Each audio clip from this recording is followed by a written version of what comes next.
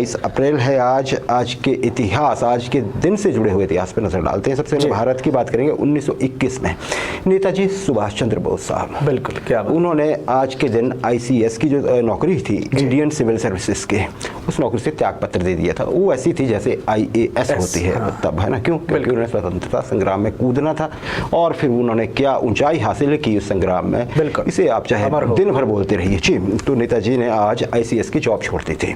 Rajesh, 1915 world war first, पहला विश्व युद्ध चला हुआ था जी। 1915 है, आपको 14 में शुरू हो गया था।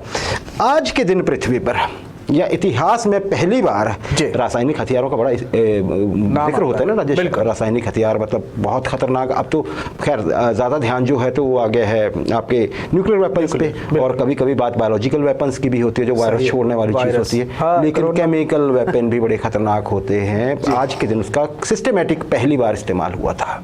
और पहली बार जी मैं बताता हूँ राजेश, बेल्जियम में हुआ था। ये तब हुआ था जब उस समय भी जर्मनी, देखिए दोनों ही विश्व युद्धों में जो जर्मनी का जो उसमें रोल रहा है वो बड़ा खतरनाक रहा है। हालांकि दोनों ही बार हारना पड़ा है जर्मनी को। बिल्कुल बिल्कुल। तो जर्मन सैनिक जो थे राजेश, वो बढ़ रहे थे बेल्जियम में आगे की तरफ। फ्रांस की सेना जो थी उन्हें रोकने की कोशिश कर रही थी। वहां पे भी मित्र राष्ट्र हुए थे ना राजेश जी।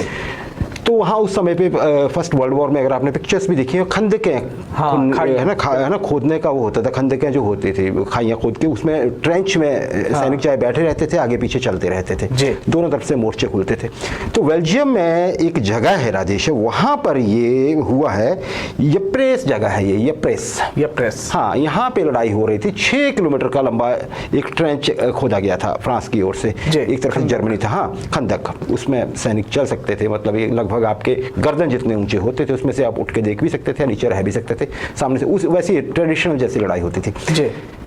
जर्मनी ने पहली बार गैस का इस्तेमाल किया, केमिकल वेपन का। और कौन सी? Chlorine gas Rajesh. उससे क्या हुआ? जर्मनी के फ्रांस के सैनिक समझ नहीं पाए कि अरे ये क्या चीज़ है, क्योंकि देखिए क्लोरीन गैस ऐसी होती है राजेश, एक तो वो हवा से भारी होती है, काफ़ी 2.5 गुना तक भारी होती है, 2.5 टाइम्स हैवियर। तो वो नीचे बैठती है, जब उसको छोड़ा जाता है तो एक जगह पे वो बैठने की कोशिश करती है। अच्छा, रंग भी होता है उसका, वो पेलिश ग्रीन कलर की होती है, पीले हरे रंग का मिक्सचर अगर आप कर देंगे तो वैसा इसका रंग होता है राजेश। नीचे बैठती है और उसकी एक गंध भी होती है। फौजियों ने देख लिया कि ये कुछ है, लेकिन वो समझ नहीं पाए कि ये केमिकल वेपन है ना जी। हथियार ही हुआ ना राजेश, जो सैनिकों को निशाना लगाकर छोड़ा गया राजेश। उसके प्रभाव से 1100 फ्रेंच सैनिकों की मौत हो जाती है ट्रेंच में।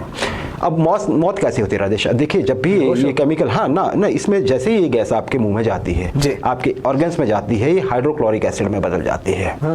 तो हाइड्रोक्लोरिक एसिड आपको पता है कितना खतरनाक होता है, और वो बस आपके शरीर में गया नहीं, चाहे फेफड़ों में, कहीं भी किसी भी जगह पे है, गैस रिएक्शन करती है और पानी बने है ना जी। क्योंकि पानी की नमी तो हमारे शरीर के अंदर है, क्लोरीन ये गैस के रूप में चली जाती है, हाइड्रोक्लोरिक एसिड बन जाता है राजेश। 1100 लोग मर गए इसमें। अब हुआ क्या कि इसका फायदा मिला जर्मनी को? ना, नहीं मिला, क्योंकि जर्मनी को पता ही नहीं था कि ऐसा हो जाएगा। उन्हें कैलकुलेशन ही नहीं की थी कि सारे लोग या जो भी सूंघेंगे वो मर जाएंगे। पर इसका भी मर गए नहीं, उनके ही। लेकिन जर्मनी घबरा गया कि अब क्या करें हम। उन्हें पता ही नहीं लगा कि ये हुआ कैसे। फौजियों को ज़्यादा पता ही नहीं था, क्योंकि बनाई तो साइंटिस्ट ने थी जी।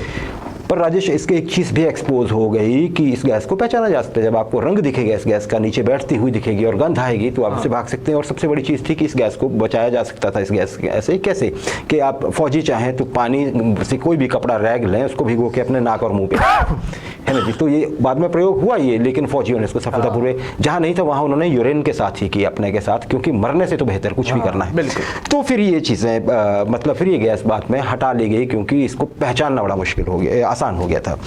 2016 की बात कर लेते हैं Rajesh. Paris agreement on climate change जी। हाँ जी, पेरिस में आज के दिन जो था ये एग्रीमेंट हुआ था, हाँ, समझौता हुआ था। इसको पेरिस अकॉर्ड भी कहा जाता है, या आप पेरिस एग्रीमेंट बोलेंगे, पेरिस अकॉर्ड भी है कहेंगे, तो इसका मतलब यही होता है 2016 में। क्योंकि ग्रीन हाउसेज गैसेज जो थी वो अभी भी, खैर उसको चेक कर लिया गया काफ़ी हद तक। हम बोलते हैं ना ओजोन लेयर में छेद हो गया है जी, ये सारा कुछ। ग्रीन हाउसेज गैसेज क्या होती है राजेश? ऐसी गैसेज जो यहाँ से कार्बनिक गैसेज होती हैं मोस्टली, जो ऊपर जाके एक परत बना देती हैं हमारे पृथ्वी पे या उसमें वायुमंडल में। हाँ, एक तो ओजोन लेयर में छेद कर देती थी ज़्यादा, जिस वजह से ये हुआ था। और बाकी ये भी है कि पृथ्वी को गर्म, अब ये थोड़ा साइंटिफिक जैसी चीज़ है, पर चलिए छोड़िए आप। ये खतरनाक गैसेज जो पृथ्वी से किसी भी रूप में निकलती थी, उन्हें रोकने के लिए, उन्हें कम करने के लिए ये समझौता हुआ था। राजेश, 170 से अधिक देशों ने इस पे समझौते पे साइन किए थे। और ये फिर देखिए आज है 22 अप्रैल 2016, 22 अप्रैल आज के दिन 2016 में साइन हुआ था, और ये फिर जाकर नवंबर 2016 में ही लागू हो गया। वर्तमान में ये समझौता लागू है, पेरिस अकॉर्ड लागू है। क्या बात।